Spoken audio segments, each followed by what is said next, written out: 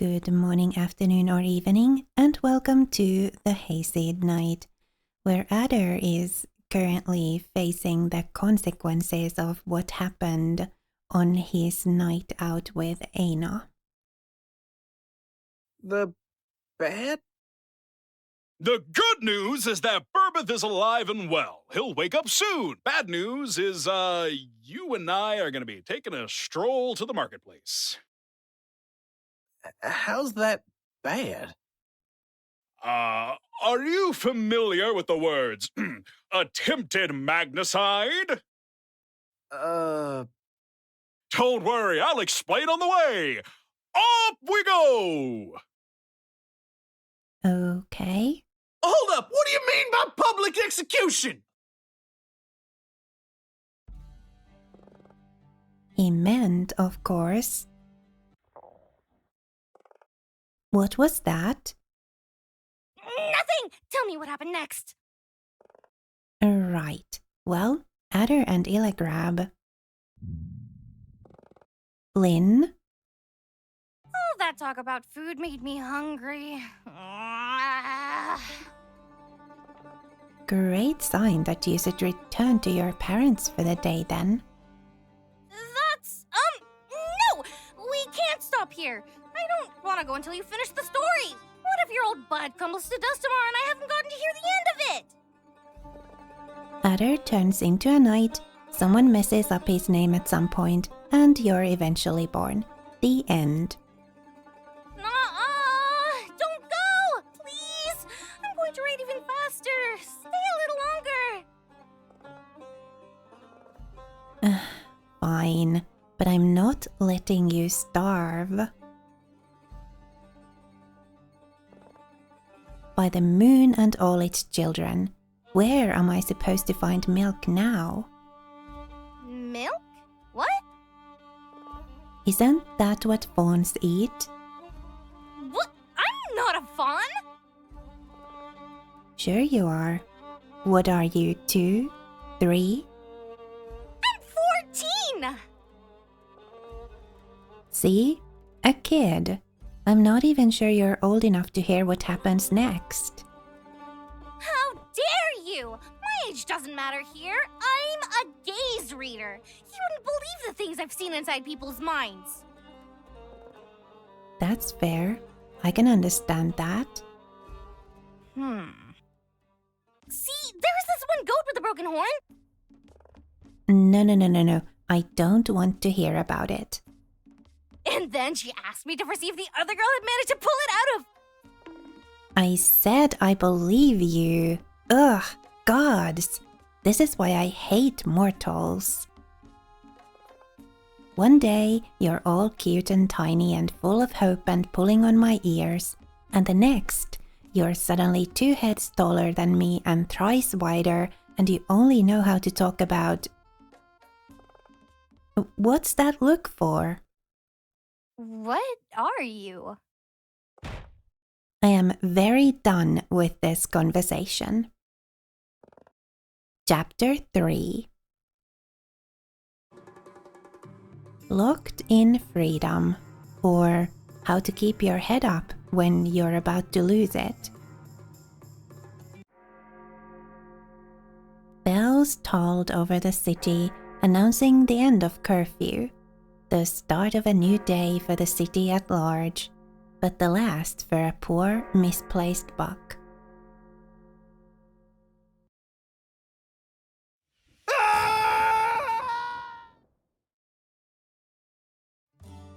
But let's leave Ader's story suspended for a moment and take a step back. A narrative, metafictional step back, not a temporal or physical one. At this point, I hope you may have realized that my version of the story of the Knight of the Upper Field is much more about the people in Ader's life than it is about the boy himself. And that is sorely lacking in knights. And not only knights, no, another essential archetype in a chivalrous legend such as his was missing, the princess. Don't we have the, what was she called? The mystery woman? Sep? She's kind of like the princess, right? She'd been missing for a moon now, even though Ader knew her location with pinpoint accuracy. Fortunately for Ader's as yet unwritten destiny, nobility tends to aggregate and grow together much like certain types of fungi. Not far from the scaffold, in a lonely cell by the entrance to the city guard's keep, an imprisoned princess eagerly awaited her rescue. The legitimacy of her imprisonment would be at the very least disputable. And though the title of princess had been imposed upon her, she aspired to much more. Expecting a knightly rescue was, however, a matter of honor at this point. I wouldn't dare say what kind of matter headbutting a dungeon wall over and over was, however. I'm going to slap him. I'm going to saw his horns off with a spoon. I'm going to make a skirt out of his cape and burn this place to the ground and make soup with his roasted... Ah, Sir Askadath. Finally. Wait, did she just say Askadath? Yes, she did. Don't say another word until we're done here. I'm afraid that Sir Askadath is currently indisposed, my son. He has personally tasked me with the crucial mission of escorting the Jasif back to the bordello when she came. Excuse me? Did I hear you wrong? Or are you really saying that he's had me waiting a whole night in the dungeon like some common thief just to have his butler fetch me without any further explanation? Affirmative, my son. So what exactly does he expect me to do? Go back empty-handed after spending the whole night out? I can't leave without my payment.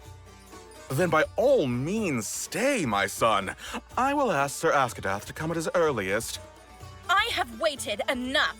You will take me to him, or I will have you front the payment on his behalf. I don't appreciate your implications, my son. I am a loyal steward. I could never. Sir Askadath? Sir, if you have finished polishing your horns, there is a matter that requires your undivided attention. Hush! I'm brooding! I realize how important that must be to you, sir, but if I could have a moment of your time. I said no interruptions, damn it! It takes me out of my dramatic... The door flew open almost immediately.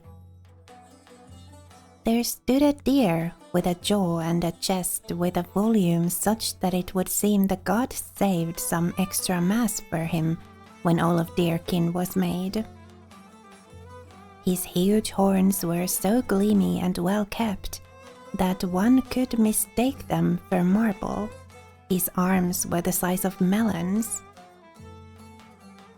This deer-shaped force of nature tried his level best not to look terrified upon seeing the gazelle stomping towards him. Oh, do my eyes deceive me?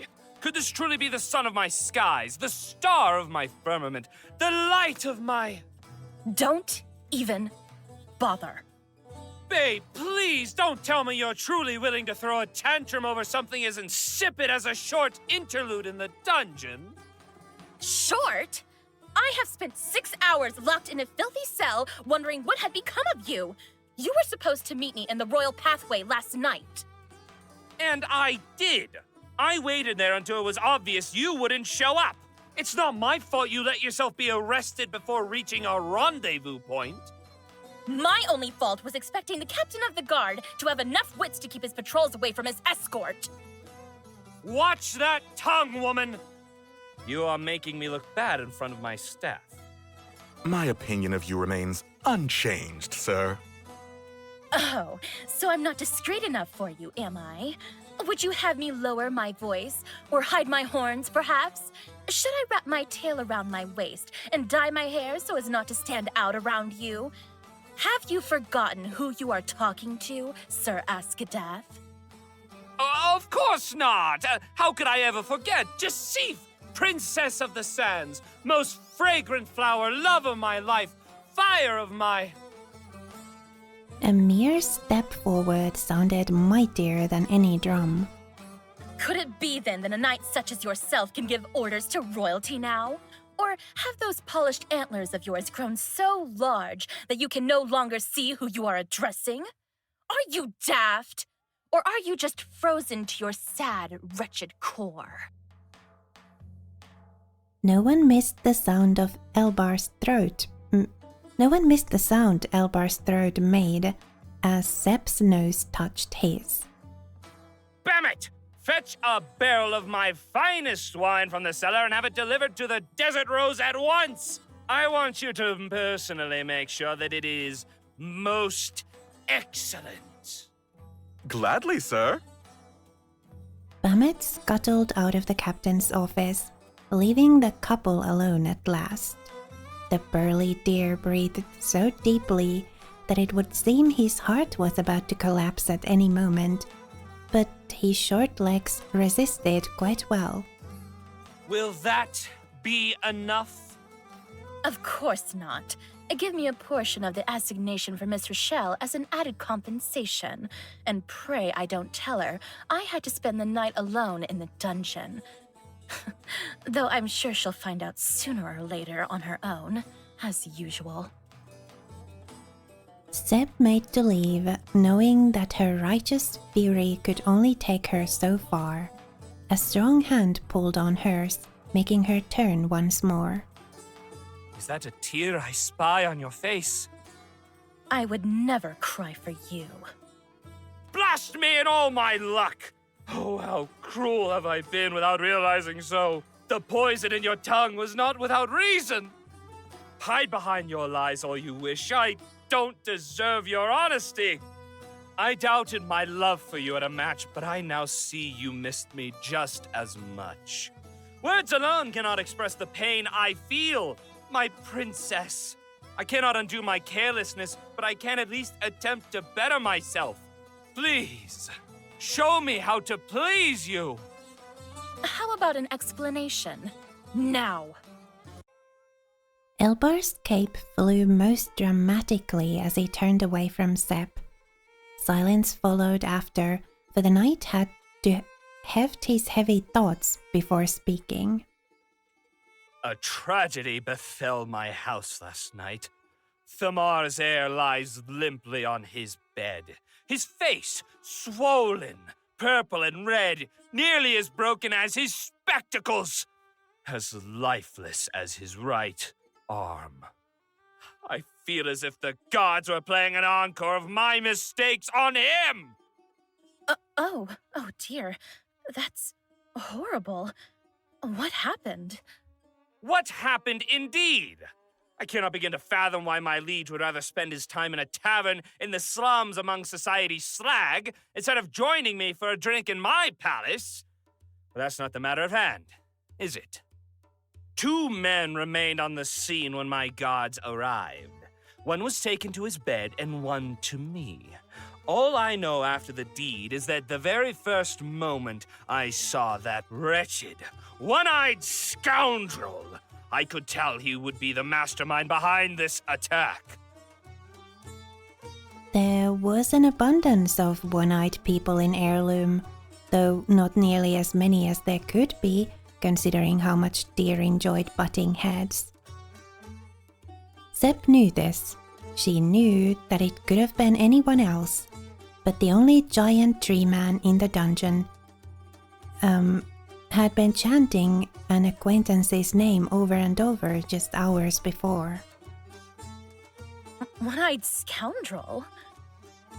I hesitate to call that creature a deer. Taller than a palm tree, but with antlers short as a fawn's. You would seem a skeleton come alive if it weren't for his horrifyingly gigantic hands. Gross and gibbous, surely deformed by the atrocities he's committed with them. And it's not just his body that's twisted. but his mind. He could have fled, but no! That miscreant preferred to slander the name of my house with treacherous fabrications, claiming he was protecting the honor of some albino broad from Burbeth. Elbar's remark was not without reason. Seb knew this too, of course. That doesn't sound like Burbeth? No. Did I tell you about the lengthy conversation I had with him when you brought him to the Desert Rose? He talked at large about my great figure and his fondness for dissecting corpses. Do you think there's a link between the two? Oh, don't mind his rambling. He's just awkward and a little quirky, that's all. It's all those dusty books they feed him in the academy. They cloud up his brain and his glasses. My liege can't tell a woman apart from a scholar anymore. Right. Well, as you well said, I certainly can't imagine him having any lowly impulses towards anything beyond his alembic. And yet... Elbar's ears perked up as Seb mouthed the last sentence. She was venturing into some truly dangerous territory. Doesn't the case sound a little incomplete to you, Sir Askadath? I feel like there's a key piece missing somewhere. Not even a roe would be thick-skulled enough to attack a noble without a reason. A reason? A reason? What reason could anyone have to attack a crippled scholar? Such prurient curiosities will got my brother in this situation in the first place, Jasif. Do not spare any sympathies for that lowlife or his kin. His kin? Oh, of course. That's what this is really about, isn't it? Showing those reprobates how to deal with their betters. Who would keep them from trampling Macadar saplings and stealing offerings otherwise? Yes, you understand now! They may look and sound dumb, but their upbringing makes them deceptively cunning. Cunning enough to make you trust them with your biggest secret, only to abandon you when they learn more than they can handle. That's oddly specific, but yes! Don't ever let your magnanimity cloud your judgment, my princess. Those hoodlums barely count as sentient beings. You really have some opinions on Rose, don't you? What? No! Bite that sword, Jasif! I was talking about peasants, not yellow deer. I don't care what they look like on the outside, Barhan or Ekain, or anything in between. All that matters is that they are the same on the inside. They're filthy, stinky insides. Think of all the diseases they carry. Fleas, plagues, illiteracy. Gods, I feel dirty just thinking about all the farmers that still roam this city at large. Still. You killed him? I tried to do so myself, yes. But no matter how much I insisted that erasing such vileness from Dakna is my responsibility, Eargrab wouldn't shut up about breaking protocol if I so much as drew my sword.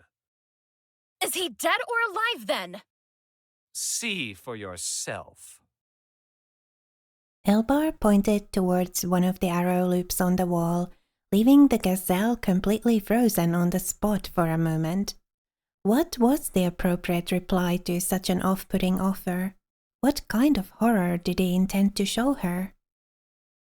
A dormant sense of morbid curiosity won the battle against fear and respect.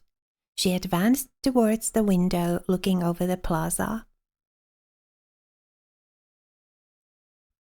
And there he was, Ader, son of Gerfaz, standing on the scaffold with a noose on his neck and his hands tied behind his back. The executioner stood grimly beside him, exchanging words that Seb couldn't hear no matter how much she strained her ears. In the time it took Seb to blink, and doubt if watching this horrifying scene was actually a good idea, the executioner pulled a lever, opening a trapdoor beneath Ader's feet. The way our protagonist fell was so simple and to the point that there was a certain elegance to it, a magnificence that Seb could never appreciate, for she took both hands to her face instinctively, afraid she may scream in unison.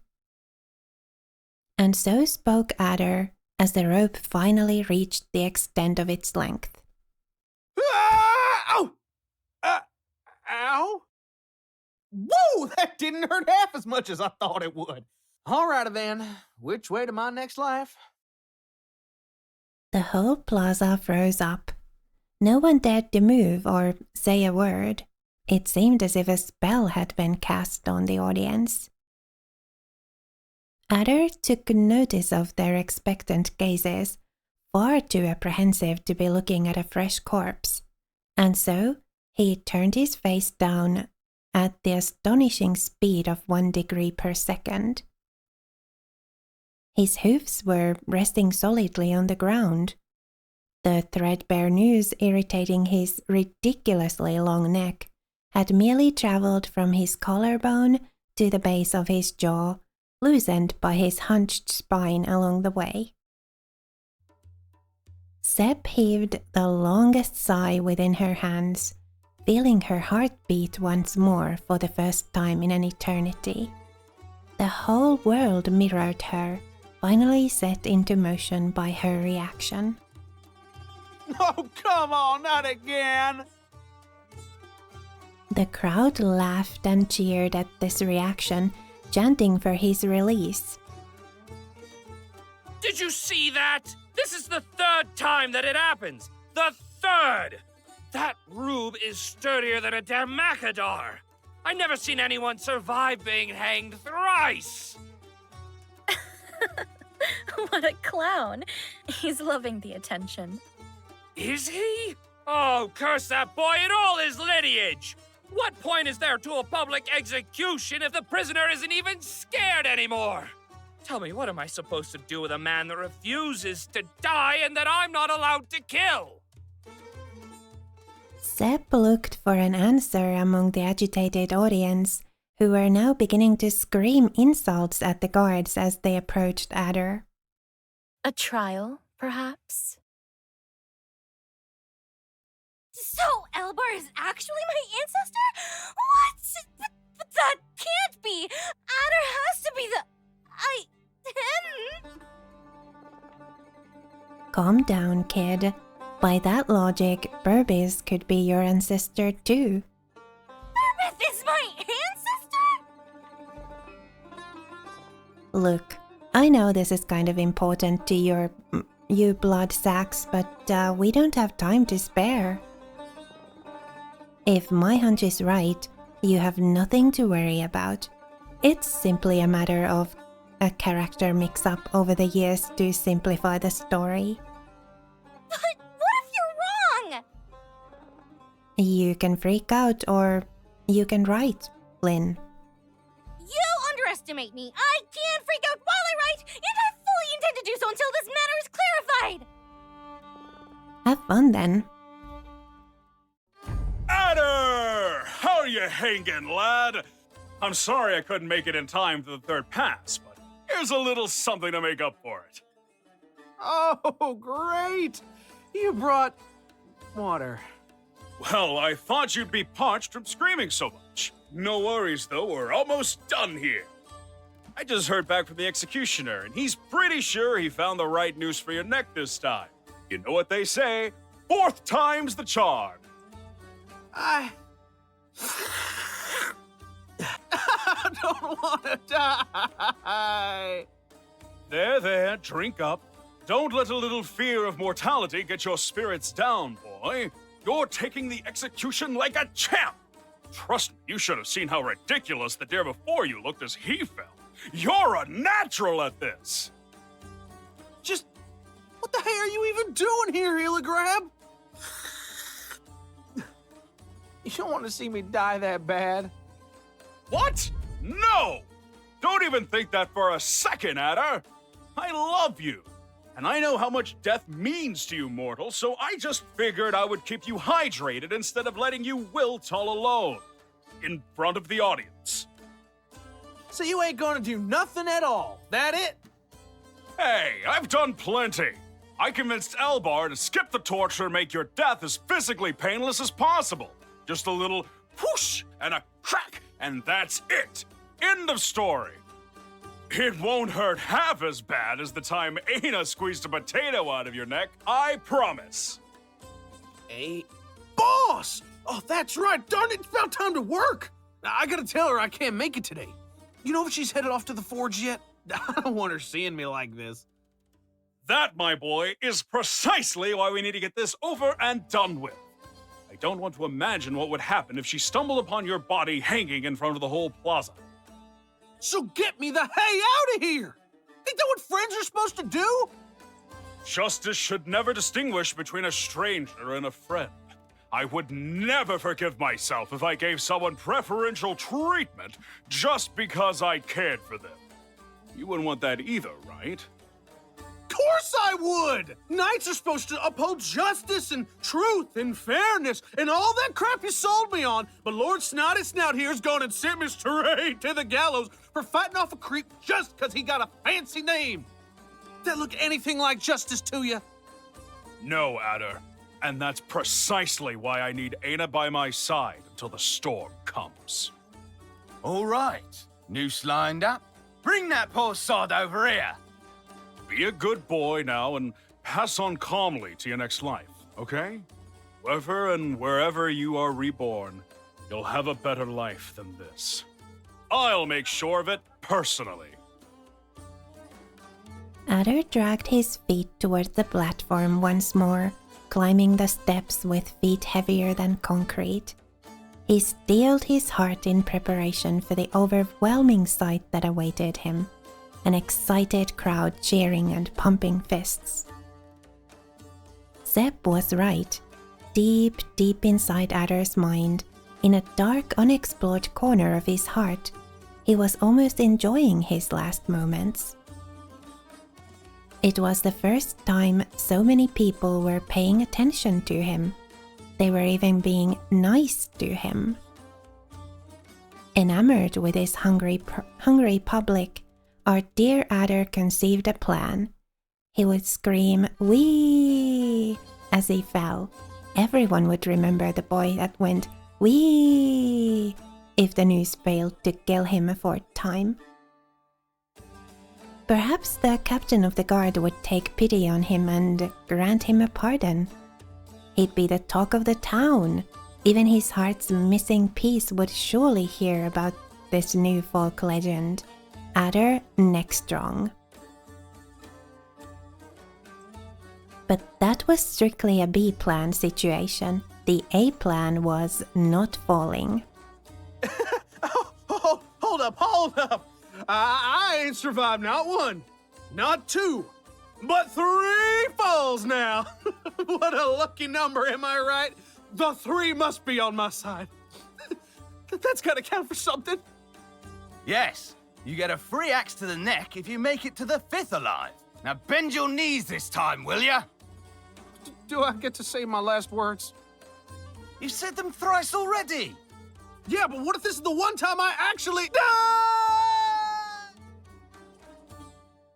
The platform disappeared once more beneath Ader's feet, letting gravity do its bidding with the boy. Our protagonist was about to woo those congregated around him with his impressive bravado and mock death with his mind-boggling wee skills when he realized that something had fundamentally changed in his relationship with the news. In the minutes since they'd last met, the rope had become a whole lot more attached to his neck. What they had went from a passing tryst to something much more tangible, real. The noose surrounded Ader's neck in a tight embrace and promised to never let him go as it pulled him back to its side.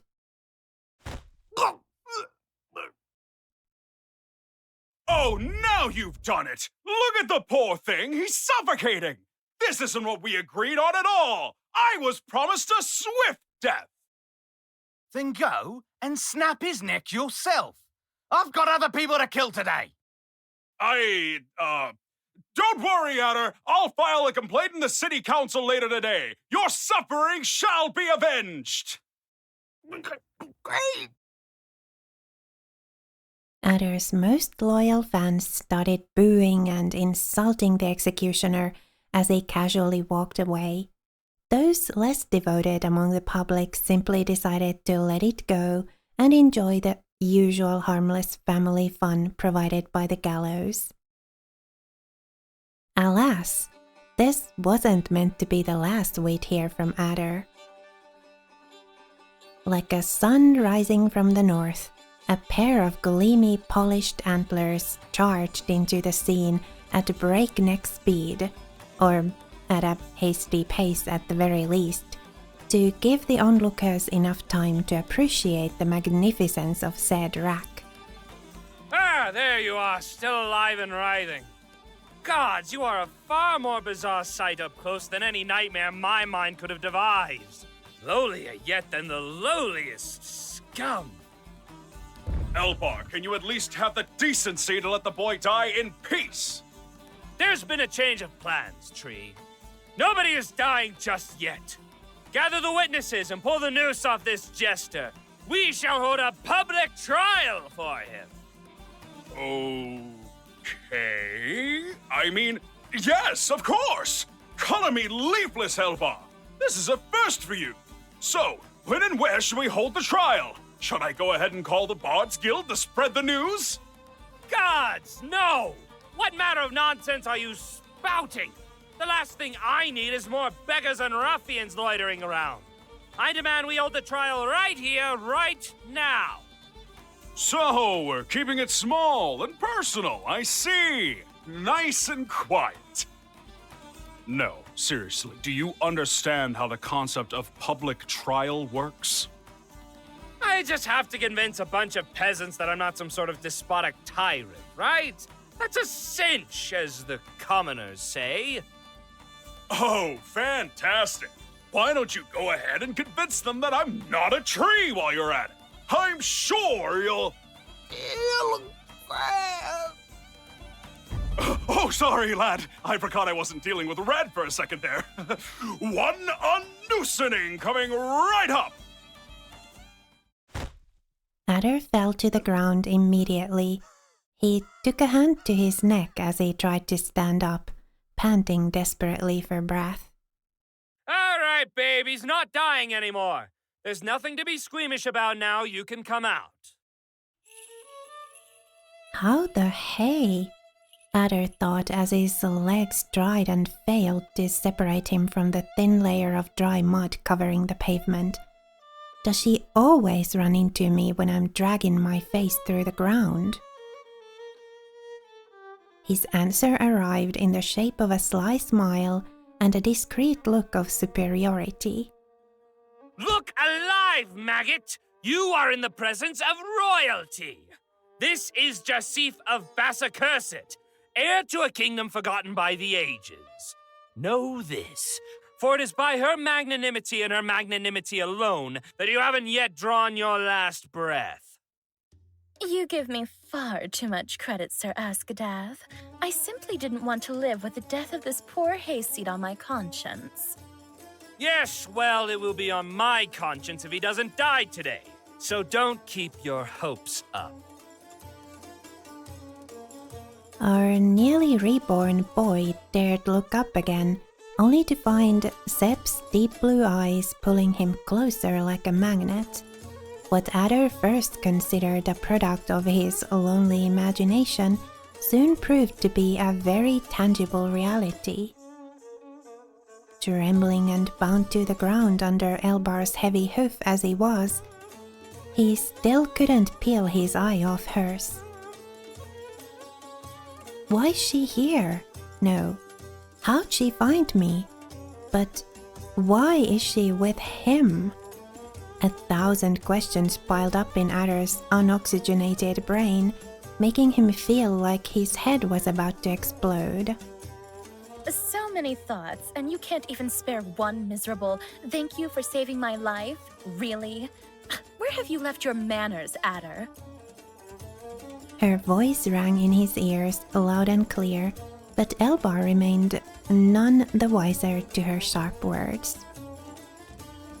The realization fell on Ader's mind like a boulder. His thoughts were no longer his alone. I heard you! I heard that just now! So what? I want you dead! I can say that as many times as I want to. I do not need to hide my intentions from you. Do I? Eargrab? You should at least pretend you're willing to give him a chance. Gods have mercy! The trial hasn't even started and it's already driving me up a wall. Let's go, Jasif. This ordeal gets more and more infuriating by the minute. Good luck with the trial, handsome. You're going to need it. What was that? Oh, don't get jealous now. I just wanted to give him a little encouragement in his last moments, that's all. It's common courtesy in my line of work.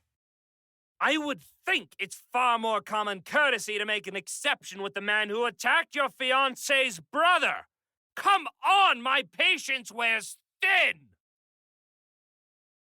Seb shrugged her shoulders in a nonchalant way as she crossed her hands behind her back, marching with her characteristic strut a couple of steps behind Elbar.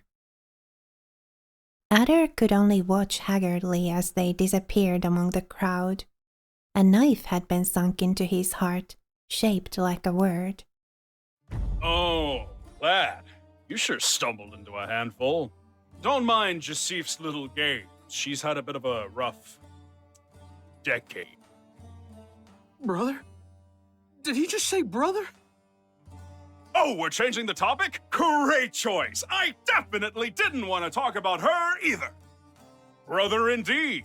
Elbar here and your pal Burbith are the only recognized sons of the late Lord Thumar of Askadath. May the three protect his estate where his sons will not. Say what? How come nobody told me I was punching Lord Snotty-Snout's brother? Sweet mother of a boiled pea, no wonder he wanted me dead. Pass me the noose. I'm gonna finish the job for him. Leave that noose alone, lad. I don't know what's gotten into you all of a sudden, but digging up your sense of accountability won't solve anything now. Besides, I doubt Elbar resents you half as much as he claims to. You might have just done him the greatest favor of his life, after all. What do you mean, favor? Well, Elbar may be older and wear his family name with pride, but he's, suffice to say that Burbith is the heir to their household by blood right, even though he is widely considered a less than ideal candidate. Lack of horns and all, typical deer business. Once the retainers catch wind of what happened last night, however, well, the banished egomaniac may yet look like a reasonable choice compared to the feeble fawn who can't hold his own in a fight against a malnourished slum dweller. No offense, kid. I'd say I feel bad about Thumar's house, but that's what happens when you're more interested in making fawns than raising them. You take that back this instant! I ain't gonna stand by and hear you spit radish stew about Lord Thumar like it was no big deal. He was nothing like that, you hear me? You clearly didn't know the man. And you did? What a grand concept! To think that you'd get to know a lord better in 2 decades than I could in 104 years. Tell me, Ader, when was the last time you visited his palace in Corbussuit? Never? Oh, I don't suppose you were pen pals then? Ah, of course. How could I forget Thumar's time in Chantheray? You may have just met him at his best. Old, sad, and remorseful, left to wither away in a fort on the other side of the world. But I sure hope you didn't, because that would have some ugly implications for a soldier. Ader's somber expression finally put an end to Illigrab's retort. A life mediating in conflicts had turned Illigrab into a peaceful man that treated words with respect. He could measure them precisely and know how much distance they would travel if spoken. He knew that he'd gone a few leagues too far this time. Coming back would be a challenge. Come on, Ader. It's just you and me here. You don't have to hide it anymore. This was all part of yet another one of your little far-fetched plans to become a knight. Am I right? That ain't none of your darn business, Elagrab. Ow. That's okay. You're still mad about the whole throwing you in prison thing, the execution, and I get it. Right. We still have to make sure that you don't die. I'd better go round up the witnesses. Here, keep the water. Elagrab hurriedly shuffled away from the scene, leaving Ader alone to contemplate his choices, though alone would hardly be the correct word here. There was someone watching the roe deer 1,000 times more intently than any of the audience gathered around the gallows.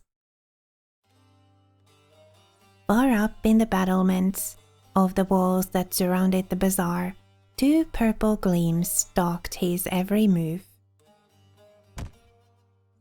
The observers scurried through the shadows, trying to find the optimal route to sneak into the scene. It couldn't be done haphazardly. A crowd was an enemy far too terrible. Just imagining that formless mass of ice sinking into her skin chilled her to the bone. Ader looked like he was hanging on just fine in any case. A mere rope and a 1-story fall wouldn't be enough to take out the deer she had chosen as her apprentice, with or without the god-stamped giant tree man's help. Her eyes shifted towards a lonely guard posted towards the plaza in a long stretch of a rampart. Taking him out in a loud enough manner and throwing his body in the plaza for everyone to see would prove a perfect distraction. How to avoid killing him in the process, though, was the question Ader would have brought to her attention. To be fair, there would be others, such as, did he deserve that? Or what about his family? But moral dilemmas were hard and her personal censor didn't have to know. Silent feet advanced towards the guard. Our morally ambiguous assailant raised her hammer against her unsuspecting victim, poised to turn the guard's helmet inside out. The hammer struck with a soft thunk, crumpling the steel in such a way that made it look like, tin. Aina took a couple of steps back as her thoughts began lurching against each other. It crumpled like tin because it was tin, and there was only a smith in the whole city making a custom order of fake tin armors. With eyes wide as platters, she struck the helmet once again, and again, and again, and again. She battered against him, and yet the guard refused to react to this brutal attack like he was supposed to. He didn't fall forward and plunge down into the plaza. He didn't crumble to the ground like a bedsheet. He didn't gasp or scream or bleed to his death. He didn't even have the decency to turn around before speaking. You must be the one called Aina. Bazaktet. Ancient Bazaktet, older yet than the one every Barhan once knew.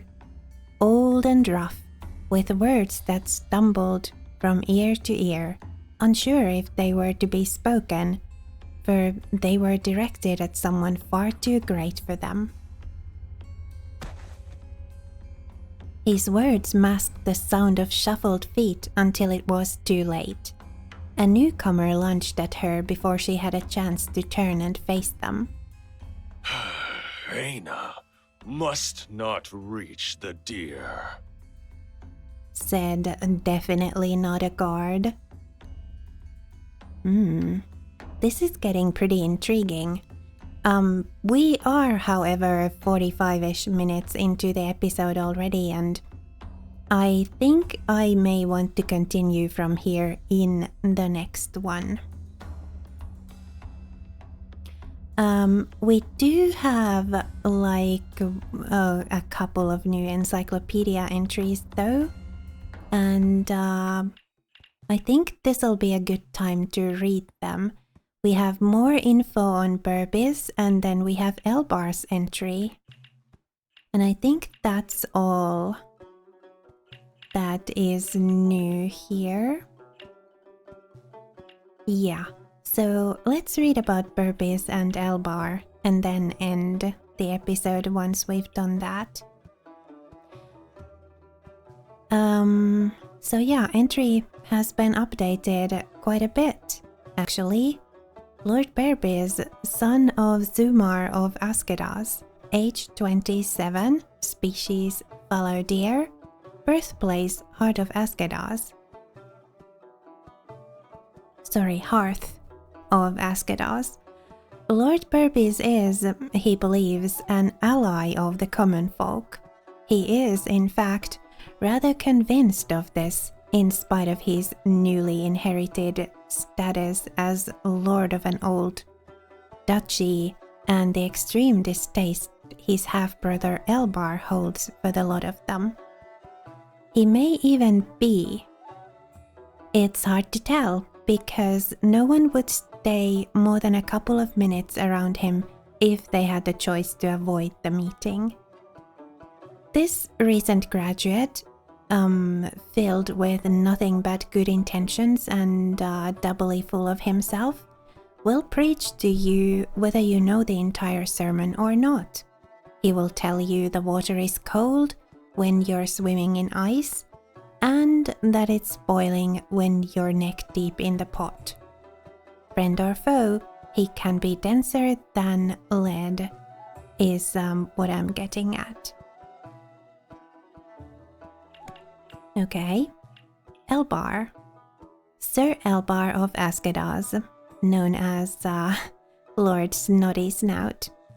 Age 32, species fallow deer, birthplace Hearth of Askedas. Sir Askedas is the captain of the guard, but most importantly, he is an idiot.